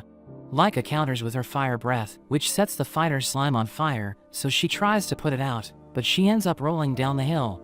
Everyone wonders if she's okay, and they see that she has transformed into her slime form. She reveals that she broke her back, so she can't return to her original form, and Rosalie reminds her that the contest is 5 days away.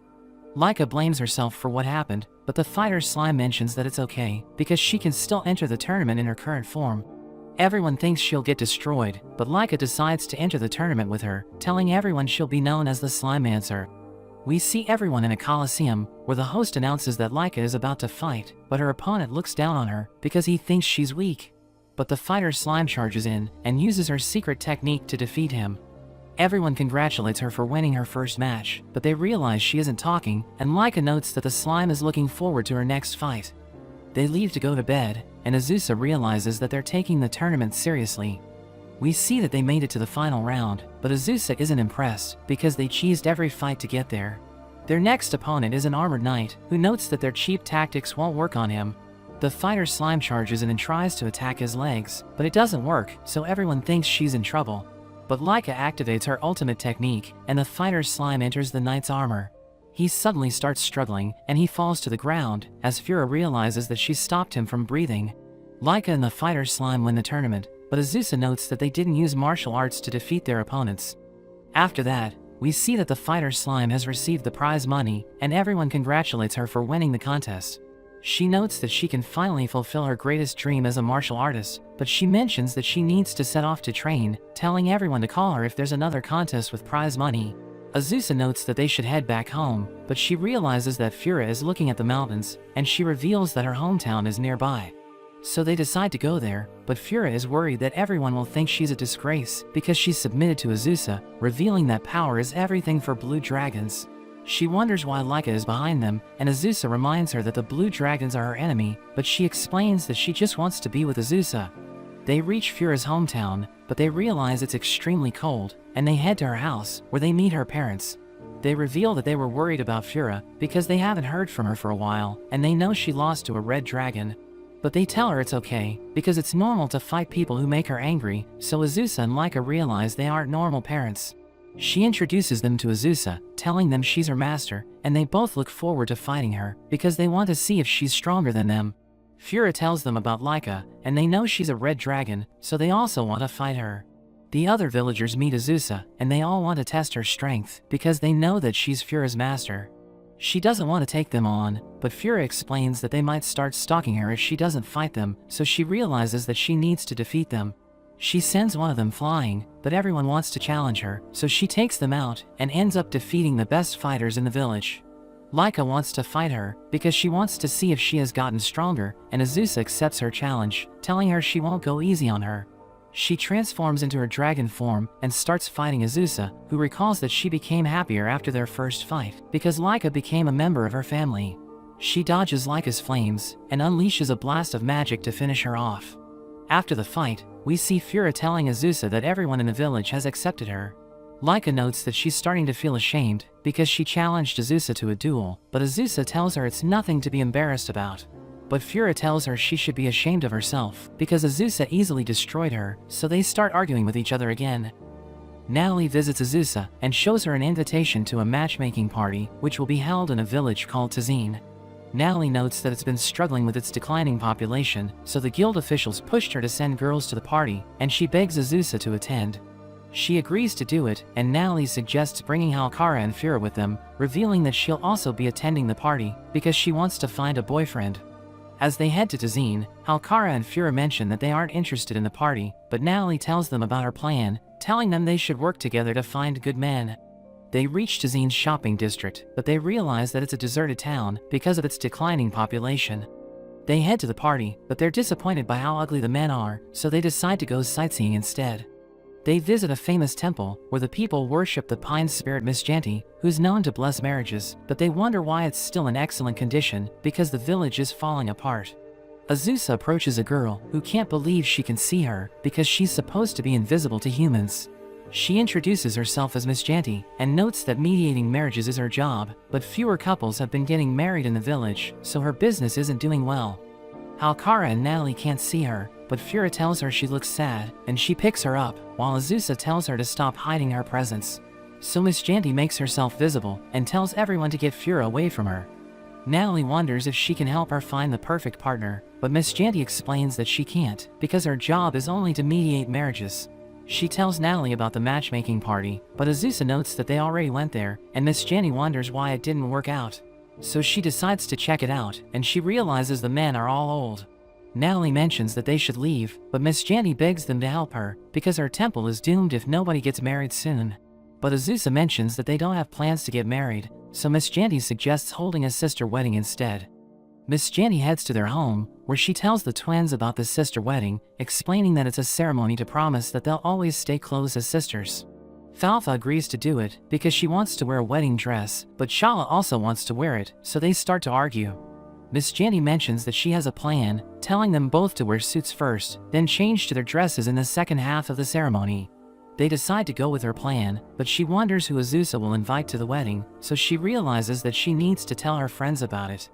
Beals is shocked to learn about the wedding, but Azusa tells her to relax, because they're just promising to stay close as sisters. Beals is glad that they won't marry anyone, and notes that she will come to the wedding. As everyone prepares on the day, Azusa notes that she'll be the receptionist, but they see Ino selling her forest drink to the guests. She tells everyone it's better than Halkara's energy drink, so she becomes angry, and notes that Ino's drink isn't healthy, so they start to argue. After that, Beals arrives for the wedding as Azusa realizes that she looks different and she reveals that she's wearing her new dress. Pecora tells Azusa they should also have a sister wedding, but she mentions that she isn't interested, and Natalie arrives with a net, telling her she'll catch the bouquet during the toss. Everyone's excited for the wedding, but Azusa wonders why the demons are sitting in the family section, so Pecora tells her they're like family now. The twins walk down the aisle, and Miss Janty begins the ceremony, telling them to put rings on each other's fingers. The guests are happy for them, and Miss Janty calls Azusa, telling her she has an important job to do. The twins wear their gowns, and she joins them as they walk down the aisle again, as Miss Janty tells everyone she's their mother. The twins recall the moments they spent together, and they're glad that they met Azusa, because she changed their lives by bringing them happiness. Shala thanks her for always staying by their side, and they both kiss her as the guests clap their hands. After that, Azusa thanks Miss Janty for making the wedding successful, and she's glad that she was able to make everyone happy. They return to their home, and the twins plant a pine sapling, which Miss Janty gave them. Azusa wishes it would grow into a giant tree, but after 3 days, it becomes ridiculously massive, and she realizes that it's getting in the way. Sandra doesn't like it, because it's taking the nutrients she needs from the soil, but Falfa sees a cabin above them, and they realize that it belongs to Miss Janty. She reveals that it's her temple's new branch, and explains that she made the sapling grow in 3 days, so that the people will become curious and visit her. But Azusa is upset, telling her to transfer her temple, because it's getting in their way, so she places it in the nearby village. Azusa's family heads to the southern beach, where everyone starts having fun, but Halkara and Fura suddenly get electrocuted, so Laika wonders what happened. They reveal that they got stung by jellyfish, and Azusa realizes they're everywhere, so everyone stays away from the water. Halkara and Azusa see an artist, and they ask her what she's drawing, so she reveals that it's the sea, but they realize that her painting looks creepy. She shows them her other illustrations, which also look scary, and she explains that it's the reason why they don't sell well. She introduces herself as Kuralina, revealing that she's a jellyfish spirit, and Azusa tells her they want to swim, but jellyfish infest the water. She wonders if Kuralina can make them go away, but she explains that she can't, because the jellyfish don't think and just go with the flow. But she mentions that she can make them glow, and everyone wants to see it, so she prepares to use her powers, but she notes that she forgot how to do it. Everyone's disappointed hearing this, but she tells them she can talk to the wave spirit to make the jellyfish move if they agree to become her models for her next drawings. They agree to her condition, so she visits the wave spirit, who uses her powers to make the jellyfish go away. Azusa's family starts swimming, and they enjoy their time together, while Kuralina draws pictures of them. After that, Azusa asks Kuralina if her drawings turned out fine, and she thinks they're okay, asking everyone if she can display them in her exhibit. Azusa wonders if they can attend the exhibit because they want to see her illustrations, so Kuralina gives her tickets, telling her to invite people who enjoy works of art. Laika notes that the demons have a deep knowledge of art, so Azusa decides to invite them, and Kuralina finally remembers how to use her powers. She makes the jellyfish glow, and notes that they're insignificant creatures, but she wants everyone to keep them in mind. A few days later, Azusa's family heads to Kuralina's house, and the demons arrive with the fighter slime, and they check out the exhibit, but they realize that they look terrible in the drawings. Everyone's depressed as they see the paintings, and Kuralina reveals that jellyfish are transparent, so they can spot things the others can't see. Azusa wonders why her drawings are gloomy, so she explains that she's trying to express the darkness and emptiness in humans, and Beals wonders why there are pyramids in one of the paintings. Kuralina tells her where she drew it, and Beals decides to check it out, revealing that she's searching for the ancient civilization known as Sasa. She reveals that it disappeared 5,000 years ago, and the demons are investigating it because they think evil spirits are hiding there. She convinces Azusa to join them, and Rosalie volunteers to help them, telling them not to worry about her because she's a ghost. They head to a forest, and we see that the fighter slime has decided to join them because she wants to find treasure in the ancient ruins. A snake suddenly attacks them, and Pecora knocks it down, but another monster appears, so the fighter slime starts spamming low kicks. Azusa wonders if Beals taught her the cheap tactic, but she reveals that she just taught her how to avoid taxes, and the fighter slime defeats the monster, which drops a gem. She thinks she can sell it for profit, so Azusa realizes that she's obsessed with money, and Rosalie thinks she's useless because she can't do anything to help them. They continue to explore the woods, and Beals notes that they've reached the entrance to Sasa, telling everyone she can sense a barrier, so Pecora uses her magic to dispel it. They see the pyramids in Kuralina's painting, and Rosalie notes that it looks lively, but Azusa wonders why she just said that, because the place is empty. They suddenly hear voices telling them to go home, so Azusa freaks out, and the demons think it's the evil spirits. But Rosalie starts talking to them, and tells them she's with good people, so they decide to send their representative to talk to them. Countless spirits suddenly appear, so Azusa loses it, but their representative Nana introduces herself as their queen's chief maid. She reveals that a plague wiped out their kingdom 5,000 years ago, and they weren't happy with how they met their end, so they turned into evil spirits. But Beals wonders why they put up a barrier and went into hiding, and Nana realizes that they no longer need to isolate themselves. So Pecora wonders if they want to have diplomatic relations with the demons, but Nana explains that their queen Mune has been a shut-in for over 2,000 years, so they can't interact with other nations. She explains that Mune thinks everyone is lame because they don't share her interests, so she decided to lock herself up in her tomb. Nana reveals that they tried to talk to her, but she attacked them when they entered her tomb, and Pecora thinks she can convince her. They prepare to enter her tomb, and Nana mentions that she has prepared graves for them, but Azusa is determined to make it back alive. They enter the tomb, and we learn that they plan to make Rosalie befriend Mune, so that she'll stop being a shut-in. But Rosalie is worried that it won't work, because she's just a commoner, so Pecora tells her it doesn't matter, since status has nothing to do with friendship. Azusa thinks she'll get along with Mune, telling her she believes in her, and Rosalie is determined to make their plan work.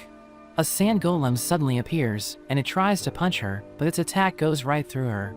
Azusa destroys it in one hit, and they suddenly get surrounded by more of them, so everyone fights to take them down. Beals notes that they were made with magic, and Rosalie sees bread on the floor, wondering why it's still warm. Pecora tells everyone it's been sterilized with magic, so they realize that Mune placed it there, and Beals notes that they need to play by her rules. They start exploring the tomb, as they take down the monsters in their path, and avoid the traps along the way. They later become exhausted, and Pecora wonders if they'll ever find Mune, but Rosalie mentions that she might know the way, because she can sense Mune's presence. She leads everyone down a corridor, but a Cerberus suddenly blocks their path, and Azusa thinks it's a boss monster. But they realize that it's glitching, and Azusa defeats it with a finger flick, telling everyone they're inside a game created by Mune. She notes that the end of the corridor hasn't been completed yet, and the fighter slime gets stuck in the wall, telling everyone she accidentally slipped into it. Rosalie thinks Mune is on the other side, so they walk through the wall and reach a strange room, where they see her using her computer to create the dungeon. She wonders how they got there, but she doesn't seem to care, and tells them to relax, as they realize that she has a strange personality. She mentions that she's speaking the divine language, and notes that she'll demonstrate it, telling Azusa to pretend she's shooting an arrow at her. So she follows her instructions, and Mune plays dead, saying that's how it works, but Azusa tells her it has nothing to do with language. Mune is glad that she called her out, and Pecora realizes that she has a physical form, so she explains that she put a body in her coffin and possessed it after her death. She knows that Rosalie is also a spirit, but she isn't from her kingdom, and she explains that she's there to bring her back, revealing that Nana told her about the problem. But Mune mentions that Nana is the worst, revealing that she hates her because she gave her a banana to write with, but Nana took her joke seriously and didn't even call her out. Everyone realizes that she's difficult to deal with, and she notes that her subjects don't speak the divine language, so she finds them boring. Rosalie tells her to go out and see them, but she mentions that she feels lonely because she has no friends. So Rosalie tells her they can be friends, and notes that she's been alone since she died, so she can understand how Mune feels. Mune decides to be her friend, and tells Rosalie she can be casual with her, so she calls her by her name. But Mune tells her to address her as Her Majesty, so Rosalie tells her that's not what she said seconds ago, and Mune is glad that she called her out. After that, Mune leaves her tomb, and the kingdom enters into diplomatic relations with the demon realm. Nana is glad that their queen is back, and Azusa tells her to call Mune out if she cracks a joke, but Nana notes that she doesn't even find her jokes funny. Mune is upset hearing this, but Rosalie tells her it's true, telling her she needs to work on her jokes. Azusa's family returns home, and Halkara reveals that she received the ultimate fertilizer for plants, telling Azusa she wants to try it on Sandra. She notes that the fertilizer looks tasty, so they head outside, and Halkara pours it on her head. She mentions that it's delicious, but she suddenly grows in size, and everyone realizes that she has turned into a woman. Halkara begs them to forgive her, because she forgot to dilute the fertilizer, and she doesn't know if Sandra will return to normal. Halkara gives her clothes, but she notes that they're too tight, and the twins realize that she also got smarter, so they have nothing left to teach her. She asks Halkara to show her a shop that sells fertilizers, and Azusa decides to go with them, reminding her that she's supposed to be her mother. But she mentions that it's embarrassing because she's no longer a kid, and Azusa realizes that she has matured. Sandra and Alcara walk around the town, while Fura and Azusa follow them from behind, and Sandra goes into a clothing store, where she tries on a shirt. But Azusa tells her to pick something else, because it's too revealing, so she gets a sweater instead. But Azusa realizes that she still stands out, and a boy suddenly tries to flirt with her, but she rejects him on the spot, telling him he isn't her type. Alcara thinks she's amazing, but she mentions that she wants to find a good man, and she sees an oak tree, telling everyone it's her type. Alcara mentions that it's over 400 years old, and she can understand why Sandra likes it, because it has a grown-up appeal. Sandra gives Azusa flowers to show her gratitude, because she has done so much for her, and she's glad that Sandra grew up to be a good girl. The next day, everyone realizes that Sandra is back to normal, because the effect of the fertilizer wore off. Azusa asks her what she wants to do with the remaining fertilizer, so she notes that she'll keep it for special occasions, telling everyone she'll use it when she finds a good man. We see Azusa watering Sandra, but she realizes she's out of water, so she heads to the well. But Pecora suddenly appears, and she tells everyone she has presents for them. She gives Rosalie a cursed ring, and notes that she has a magic item for Laika, which can turn mountains into volcanoes. Fura receives a charm that can summon Blizzard, and the twins are given books from the Demon's Library, which Shala finds interesting. Pecora gives Alcara a shop in the Land of Demons, and Azusa wonders why none of her gifts are normal, but Pecora gives her a bag of cookies. Azusa notes that they need to repay her for the gifts she gave them, and she mentions that she's about to have her birthday, telling everyone she wants them to attend. Azusa heads to Pecora's castle, where she sings a song about darkness, and tells everyone to recognize her as the Demon King. They all cheer for her, and she welcomes them to her birthday party, telling them she has a partner for her next song. Azusa wonders who she's talking about, and she's surprised to see Beals, who joins Pecora as she sings a song about dark magic. After that, everyone gathers for a banquet, and Beals tells Azusa that Pecora forced her to perform, but Azusa just tells her she did a great job. Pecora tells everyone to enjoy her party before taking her leave, and Azusa prepares to go home, but Fatla stops her, telling her Pecora wants to have dinner with her. She heads to Pecora's private dinner table, where they enjoy their time together, and she asks for her birthday wish. So she mentions that she just wants to celebrate her birthday with Azusa, telling her she wants to spend 5 days with her. Vanya gives them the main dish, and Azusa tastes it, realizing it's delicious, but she suddenly transforms into a fox, as Pecora reveals that her wish is to snuggle her. Azusa realizes that the food transformed her, but Pecora notes that she'll be back to normal after 5 days, telling her to join her for the night. That evening, we see Pecora hugging Azusa's tail, but she suddenly starts craving food, and she mentions that she wants Baraga. But Pecora doesn't know what that is, and Azusa notes that she can't control her urges because she turned into a fox. She leaves to look for Baraga, and heads to the kitchen, where she sees Vanya, but she also doesn't recognize that food. She realizes that Azusa isn't acting like her usual self because of the food she gave her, and Azusa continues searching for Baraga, as Vanya assures her that the effect is only temporary. She starts pestering everyone, and the guards sound the alarm, thinking she's an intruder. One of the 4 heavenly kings named Servan tells her to surrender, but she easily defeats him, and the guards can't believe it, wondering what they can do to stop her. A mage blocks her path and summons his legendary beast to fight her, but she kills it with a single hit and defeats the other heavenly kings. Beals stops her, but starts laughing at her because she looks ridiculous, and she charges in, but Beals restrains her while Fatla gives her food. She calms down as she eats it, thinking it's Baraga, but Beals explains that it's a processed bean food called Barawa, which the fox beasts in the town enjoy eating. Pecora realizes that Azusa damaged the castle, and Beals tells her the 4 heavenly kings lost confidence because they didn't stand a chance. Pecora thinks it's a good thing, because they were able to find problems with their defense system, but she apologizes for causing trouble for everyone. Beals approaches Azusa, who thinks she's angry at her, but she just tells her she looks cute, and they all end up snuggling with her for the rest of the night. Azusa sees Miss Janty panicking, because a temple opened next to her branch, and Azusa realizes that it belongs to Mega Mega. Miss Janty notes that she hates Mega Mega, because she's ruining her business, but Azusa tells her to calm down. They head to Azusa's house, where they see Mega Mega enjoying tea with the twins, and she gives Falfa a stamp on her virtue card.